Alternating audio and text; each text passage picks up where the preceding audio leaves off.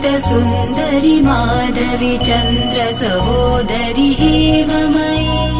मुनिगणमण्डित मोक्षप्रदायनि मञ्जुलभाषिणि वेदनुते पङ्कजवासिनि देवसुपूजित सद्गुणवर्षिणि शान्तियुते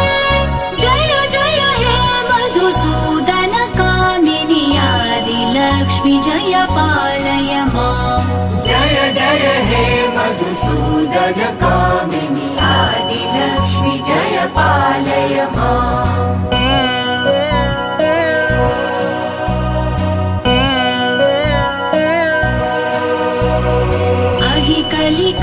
कलिकल्मषनाशिनि कामिनि वैदिकरूपिणि वेदमये क्षीरसमुद्भव मङ्गलरूप